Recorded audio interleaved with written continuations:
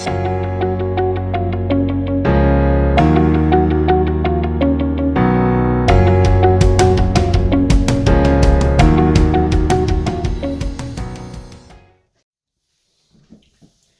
morning, this is Alden with Porter Home Inspections. How can I help you today? You want to know if I do? Yes, I do, yes. And you want to know how much? Okay. And you're just calling around for price? Right, okay. Well, it really depends on the size of the home and a couple of extra things that I would charge separately for. But for the most part, my inspections include everything that you'd want in a home inspection. But let me ask you first, have you gone to my website and checked out my sample report page? You haven't, no. You just want the price. Okay. Well, let me just encourage you before I give you the price to make sure that you ask hard questions to the home inspectors. You know, what kind of an inspection do they give? What they do essentially in a home inspection, and what kind of a report you're going to get. And that's why I want to encourage you to go to the computer and look for sample reports on my website, so you get a good understanding of what you're paying for, because not all home inspectors are created equal, and just searching for price doesn't always give you the best bang for your buck. So of course I've staged that call to bring out the point that I often get called, and the first question people ask me is, how much do you charge? And that's a really important question. I understand it's your hard-earned money and you want to know that you're getting a good deal, so to speak. But a lot of people don't understand that there's differences between what some inspectors do and what other inspectors do. And I'm not talking just local inspectors. I often get calls from people who have had home inspections in the past, or know someone that's had a home inspection, and the inspector was, for lack of a better word, let's just say they were very weak, or lazy, or they missed something. And sometimes it's not the inspector's fault, but oftentimes it is, and those inspectors are giving the whole industry a bad name. But when you just call and ask for price, you're really not trying to find out what kind of an inspection you get. And I think the reason for that is a lot of times people think that every inspector, if they're licensed, they all do the same thing. And that's not true. And in today's video, I want to show you that there's different types of inspections. We look at the same things, but at the end of the day, the inspection report is what's most important. And I know from my inspections, I go above and beyond the minimum standard to make sure that you get a good report that you understand and that's helpful to you as a homeowner. Sometimes there are new homeowners, like first-time home buyers. Other times it's people who have owned 4 or 5 houses and they understand how to do maintenance and so on. But still, there's little things that should really go into a home inspection, in my opinion at least. It's not enough just to say, this looks good today.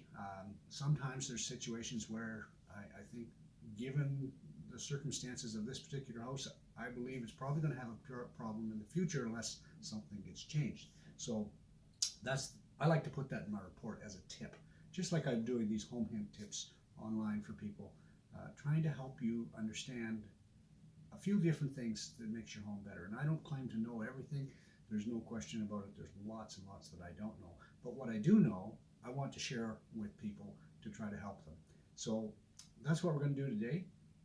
I'm going to show you the difference between a minimal standard inspection and above standard inspection. Just one small example.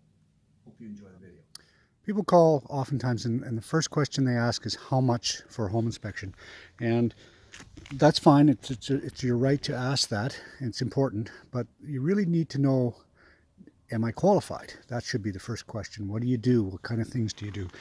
So in the inspection industry, there's a minimum standard. And if you can meet that minimum standard, you can get your license in Alberta. In Saskatchewan, you don't need a license at all.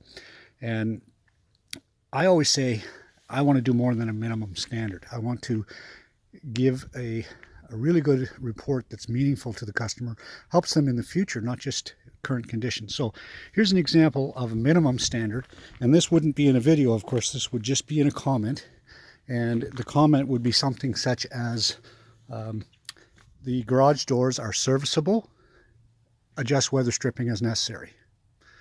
Okay, so you can see the weather stripping's pulled away a little bit at the top. You can see some heat loss over here. So that would be the minimum standard and be written down in about 20 words in the report. So above the standard, which is what I do, I would do a video and I explain it, and I have in this case. So what I've said in this case is, in a worst case scenario, the concrete floor is slightly below the concrete apron around the door.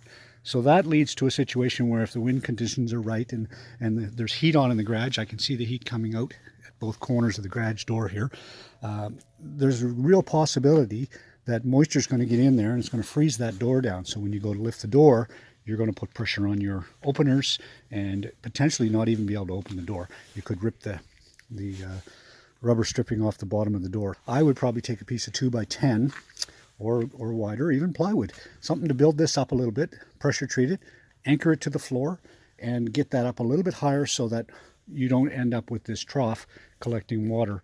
And also the plywood wouldn't hold the weather stripping quite as well as the concrete would, and it doesn't freeze down quite as much.